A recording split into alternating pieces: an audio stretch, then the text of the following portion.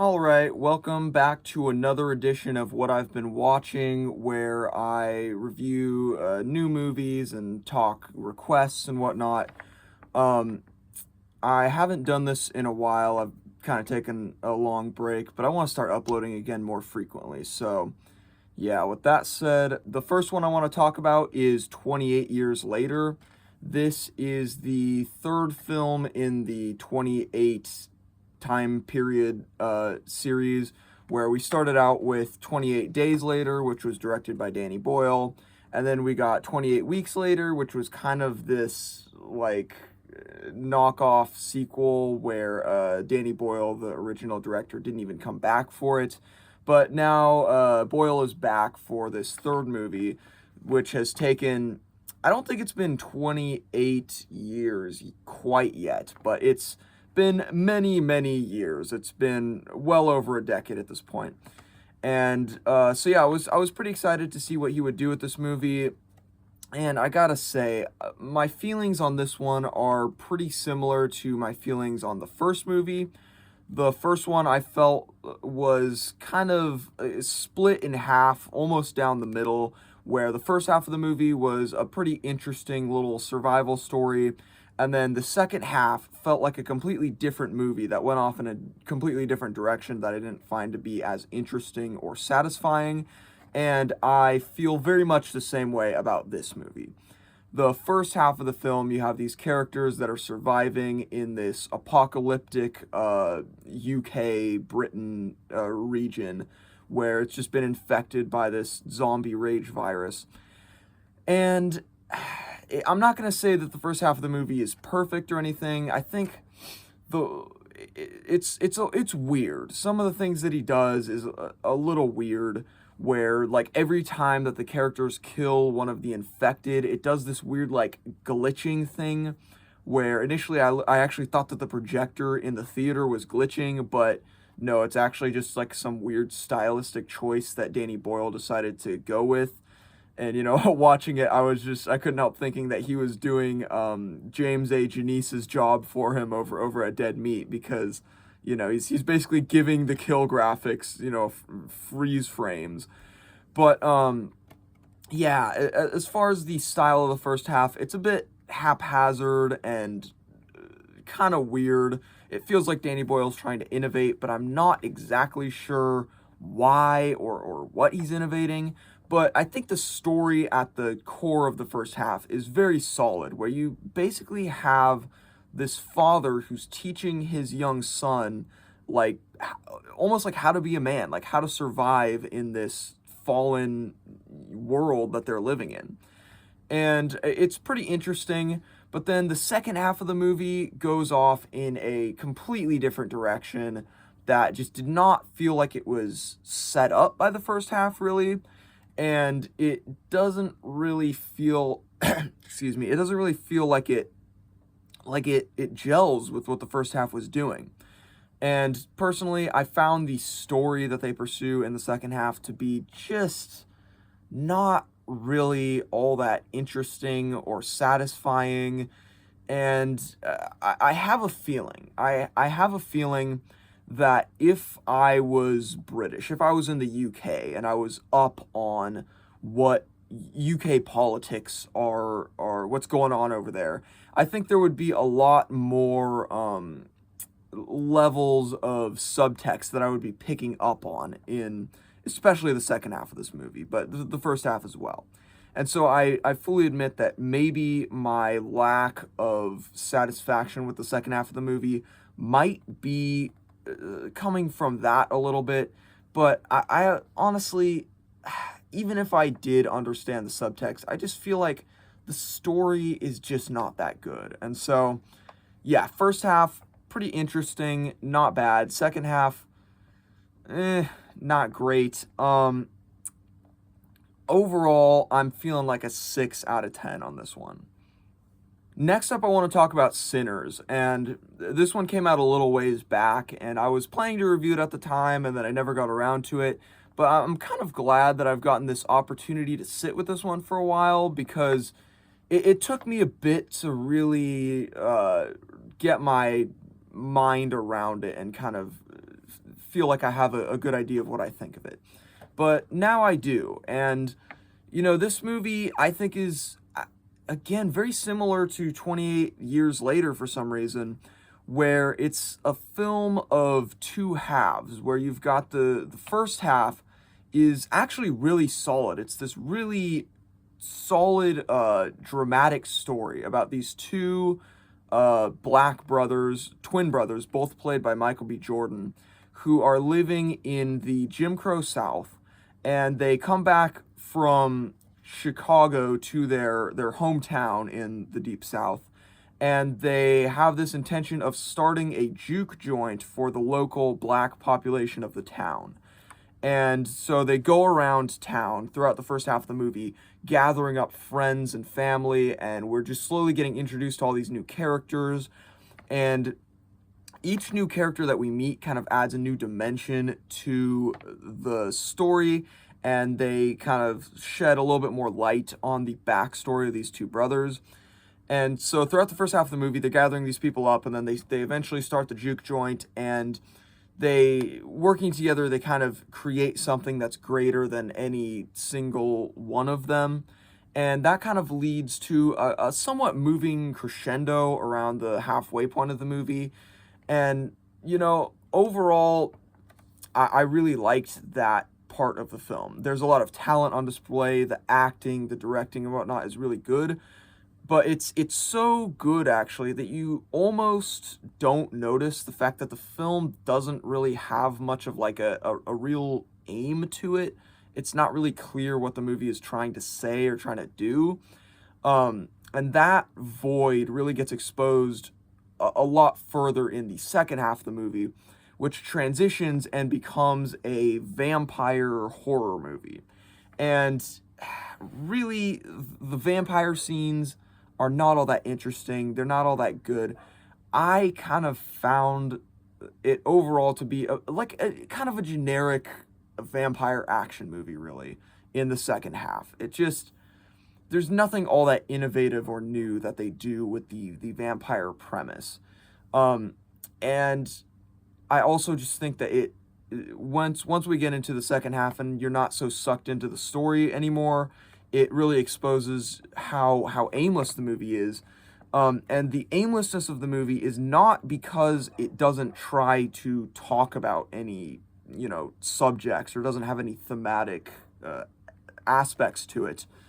In fact, it's the opposite, where this director, Ryan Coogler, I think he tries to talk about so many things thematically that he basically loses his ability to talk about any single thing clearly. And so he kind of tries to make the movie a commentary on cultural appropriation, where basically you have these black vampires who are trying to literally suck the lifeblood. Wait, excuse me. Did I say, I think I said black vampires. You have white vampires who are trying to suck the lifeblood out of the black characters, and who are also trying to steal the stories and songs from the character of Sammy, who's played by this new face in the acting scene, Miles Caton. And the cultural appropriation narrative aspect could have been kind of interesting if it was just the singular focus of the movie, but it isn't. They try to bring in these other aspects of talking about topics like religion versus sin, and also talking about fame and what that does to you. And by the end, the whole thing just kind of feels like a jumble and a mess, because it's trying to talk about so many things. And again, there's just no real clarity to what the movie is about. And so I found that to be very underwhelming. And then also the ending of the movie is fragmented out into Return of the King fashion, multiple endings, where you've got multiple endings in the movie itself, and then you have multiple post-credit scenes after the fact that add context and stuff. And that I just found to be yet another aspect where the movie was just too messy. Overall, I like the movie. I think there's a lot of talent on display. I just wish that there was a little bit more focus to it. And so, in my opinion, it's a light 7 out of 10. Next up, we got Final Destination Bloodlines. This is the newest in, obviously, the long-running Final Destination series. And I think it's actually a competitor for possibly my favorite movie in the series. And the main reason for that is that the characters in this one they give me more of a reason to care than the characters in most of the previous Final Destination movies.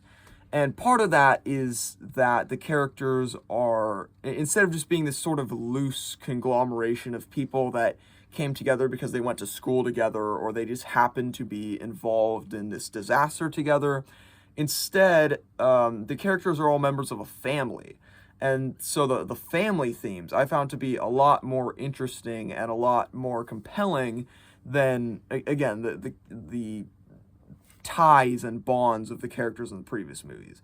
And then also, there is the character of Eric, who is this really great character. I wish I wrote down the name of the actor who plays him, because such a great actor, such a great performance. And this character of Eric, he's very almost like punk rock. He's got all these piercings and tattoos and whatnot, and he's just this very, like, you know, how do you say it? Very, very aloof, very out of it for a lot of the movie, and just cracking jokes and stuff. And with his performance and just the way his character is written, he really steals the show and ends up being, honestly, probably the best character in any Final Destination movie. And so for those reasons, I think this one is just really peak. And then also the kills and the premonition are also pretty solid.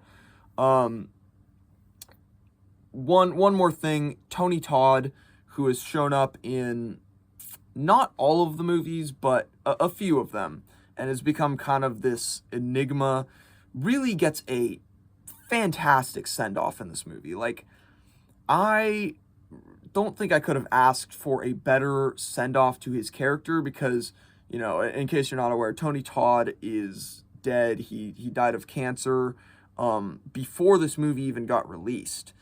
And he was already suffering from cancer in the making of this movie. And so you can very much tell from the scene in the movie that he knew he was dying. And man, just what a great scene. What a great send-off this movie gives him. And what a great send-off he was allowed to give to his fans and to his audience in the film. And so I really appreciate and respect the movie for doing that with his character.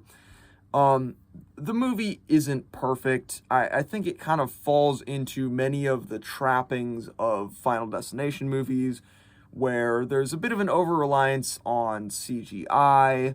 There is a somewhat weak third act. Like, the climax of the movie is not as good as a lot of the stuff that came before it. There's certain relationships and characters that I wish were fleshed out a little bit better. So it still is a Final Destination movie. It hasn't quite transcended it as much as maybe I was wishing and hoping that it would. But still, I think it's a really solid film, really fun. And in my opinion, it's like a strong 6 out of 10. Next one I want to talk about is Bring Her Back. This is a new A24 horror film that a lot of people seem to be feeling is kind of like reviving the old A24 horror vibe from like the 2010s. And for me, I wouldn't quite go that far. I don't think it is as good as a lot of like the really solid stuff from the 2010s, but it is a bit of a return to form, and it certainly is a very interesting movie. The big thing about this movie that immediately stuck out to me as soon as I started watching it is that this movie feels like it is on cocaine from the word go. This movie's batshit crazy, okay? And so if you want to see something that is just going to really get your blood pressure going, then I think Bring Her Back is going to do that. another really interesting aspect of it is that it explores, like, parental abuse, like child abuse, but through a supernatural horror story.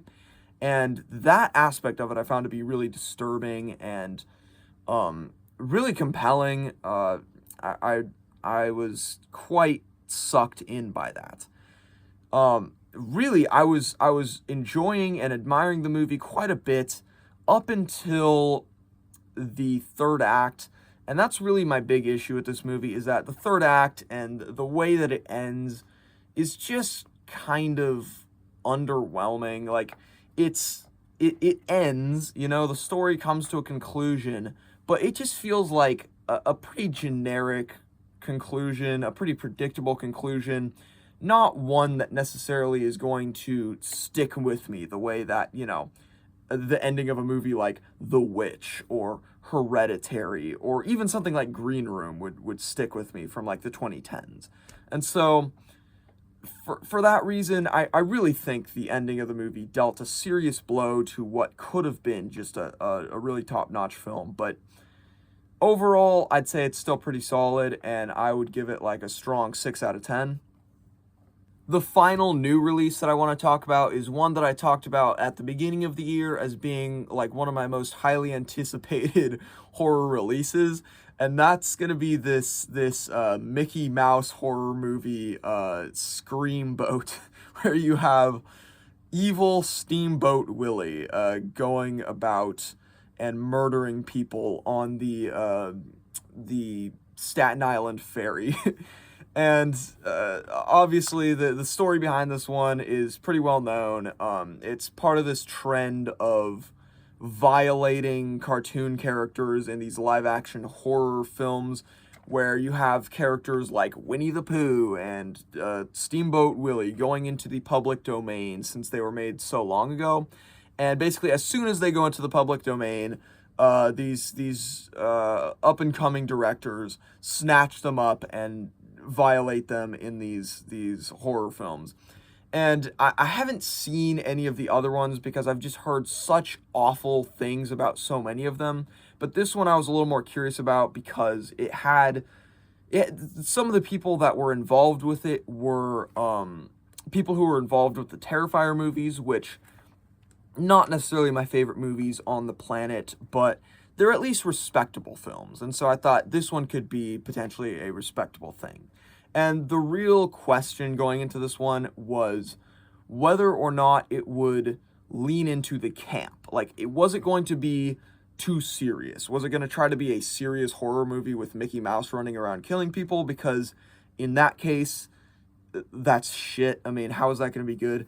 But I'm very thankful that I can report that this movie definitely leans into the camp factor, where you literally have I shit you not, you literally have a 1 foot tall David Howard Thornton running around in a absurdly just bizarre looking mouse costume and like slashing people's Achilles tendons and killing them.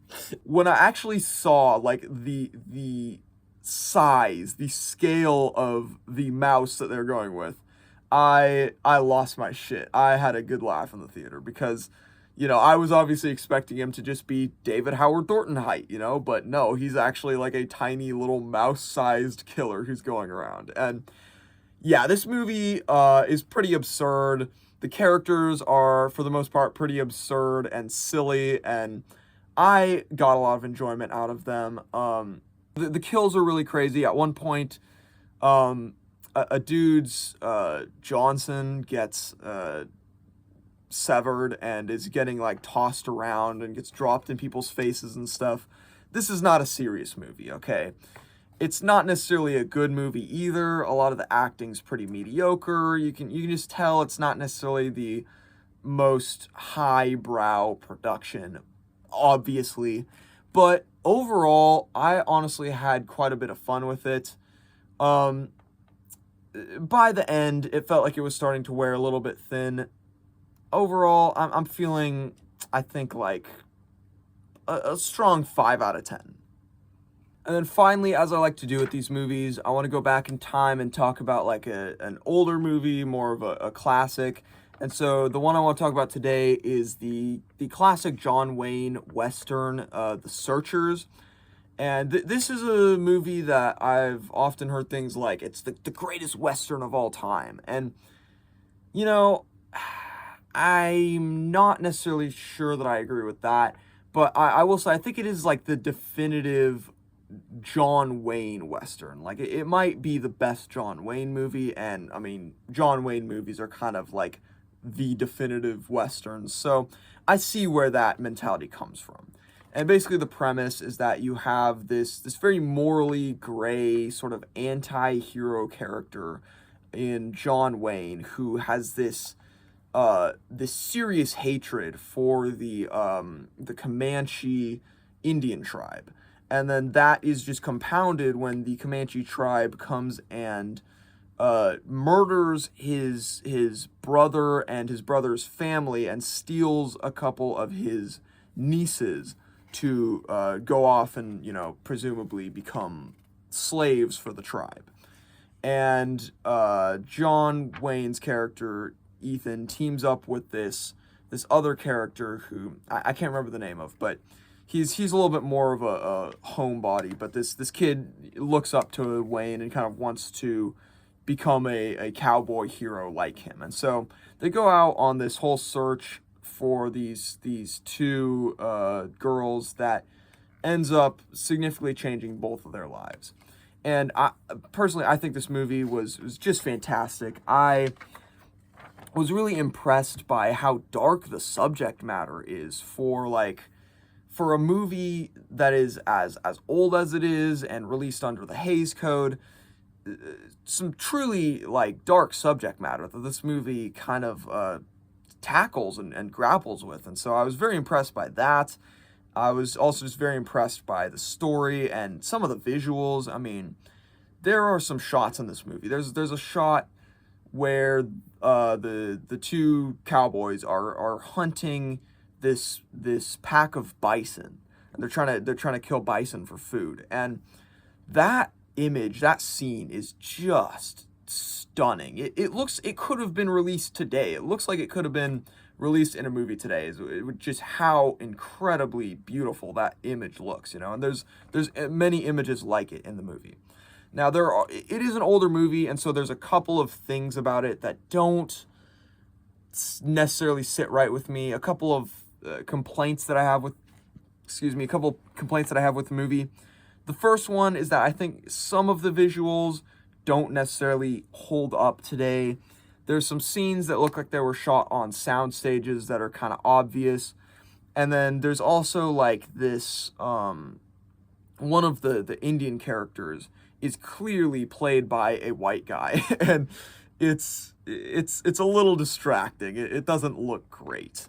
But the other thing that I was a little bit, had a bit of a complaint with was that I think towards the end of the movie, it felt to me like the movie was sort of hurtling towards a very dark ending. And then it felt like towards the end, certain characters just sort of flipped on a dime, just sort of changed on a dime without really giving us any explanation for why they have changed so drastically.